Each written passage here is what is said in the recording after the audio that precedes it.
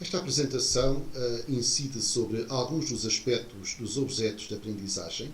Eu vou começar por definir objeto de aprendizagem e a definição que aqui apresento é esta de recursos digitais que podem ser usados, reutilizados e combinados com outros objetos como suportes ao ensino e à aprendizagem. Eles podem ser usados como recursos simples ou combinados para formar uma unidade de instrução maior. Os objetos de aprendizagem também são conhecidos por outras designações. Apresento aqui algumas delas. Objetos digitais, de conhecimento, educacionais e por aí fora. Pelo facto de incluírem pedaços pequenos, independentes da informação digital, podem ser reutilizados na sua forma original ou então adaptada para atender às necessidades dos alunos. Gostaria agora de salientar alguns dos atributos dos objetos de aprendizagem. Vou começar pela reusabilidade, que tem a ver com o facto de ser reutilizável diversas vezes em diversos ambientes de aprendizagem. A adaptabilidade tem a ver com o facto de ser adaptável a qualquer ambiente de ensino. A granularidade, o facto de estar a ser organizado em pedaços, e isso permite facilitar a sua reusabilidade. A acessibilidade permite ser acessível facilmente via internet em diferentes locais. A durabilidade, que tem a ver com a possibilidade de continuar a ser usado independentemente da mudança de tecnologia. A interoperabilidade, que tem a ver com a habilidade de operar através de uma variedade de hardware, quer de sistemas operacionais e browsers. Os objetos de aprendizagem podem conter diferentes tipos de conteúdo, nomeadamente imagens, jogos interativos, atividades de avaliação, vídeos digitais, arquivos multimédia, textos institucionais, websites, arquivos de som, simulações. Podemos encontrar diferentes tipos de classificação dos objetos de aprendizagem na literatura. Apresento aqui duas classificações. A primeira de Churchill, de 2007, que considera 6 classes de objetos de aprendizagem. A primeira que são a dos conteúdos, que são objetos de aprendizagem que são projetados para a exposição de partes de uma dada matéria, por exemplo, definições, descrições. As simulações, que têm a ver com objetos que são construídos com o propósito de representar um sistema, um processo da vida real, e permitem, portanto, ao aprendiz explorar aspectos operacionais de um dado sistema. Os modelos conceituais, que mostram conceitos ou ideias, geralmente possibilitam explorá-los. As informações, que representam, como o próprio nome diz, informações, podendo ser explorados por uma simples representação, uma imagem, ou então de forma multimodal. As práticas, que incorporam essencialmente a interatividade e são projetadas para permitir a prática de determinados procedimentos. E, por último, as representações contextuais, que apresentam dados num dado cenário, normalmente autêntico. Outro sistema de classificação é o de Gonzalez, de 2005, também ele apresenta 6 categorias. Primeiro, objetos de lição, que combinam textos, imagens e filmes, por exemplo.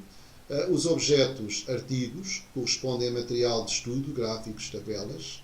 Os objetos workshop, que são eventos de aprendizagem que podem incluir apresentações, videoconferências, por exemplo. Os objetos casos de estudo, que são baseados em textos que correspondem a uma análise profunda da implementação de um produto de software. Os objetos seminários, que são seminários com uma comunicação síncrona com os aprendizes, com o uso de áudio, vídeo e por aí fora. Os objetos white papers, que são objetos baseados em textos e que detalham tópicos completos. Gostaria agora de chamar a atenção para algumas das potencialidades dos objetos de aprendizagem. Os objetos de aprendizagem permitem uma aprendizagem personalizada, o aumento da variedade de material de aprendizagem, a redução do tempo de desenvolvimento, a reutilização dos recursos, o fácil acesso, são algumas das potencialidades. Gostaria agora de salientar algumas regras a ter em consideração na criação dos objetos de aprendizagem. Chamo aqui a atenção para um aspecto muito importante, que é a qualidade técnica e pedagógica. São dois aspectos que se devem ter em consideração na criação dos objetos de aprendizagem. Autores consideram diferentes níveis de sofisticação nos objetos de aprendizagem. Chamo aqui a atenção para três deles. O nível mecânico, podíamos designar assim por mais simples, o básico. Um nível depois superior seria o criativo e um nível mais desenvolvido, que estaria por cima dos dois anteriores, que seria o nível do design e que, portanto, permitem uma sofisticação dos objetos de aprendizagem. Os objetos de aprendizagem estão normalmente armazenados em grandes bases de dados que estão disponíveis na internet. Esses armazéns, por assim dizer, são designados na literatura por repositórios. E eles são um meio de catalogar, de manter e de disponibilizar materiais educacionais na web. Estes conjuntos virtuais de materiais oferecem ao público uma grande diversidade de conteúdos de várias áreas do saber. Gostaria de apresentar aqui dois tipos de repositórios, portanto, numa classificação bimodal. Os centralizados, que se caracterizam por manter armazenados no único servidor tanto os objetos de aprendizagem como os metadados e oferecem assim uma rápida indexação e recuperação dos objetos. Apresento aqui 4 exemplos de repositórios centralizados. Depois temos os distribuídos, os repositórios distribuídos, que são aqueles que armazenam somente metadados. Os objetos de aprendizagem referentes a eles encontram-se armazenados em locais remotos e, se for do interesse do usuário, então quando os acessa, é redirecionado ao local no qual se encontra o recurso. Apresento aqui dois exemplos de repositórios distribuídos. Chamo também a atenção para algumas das potencialidades dos repositórios.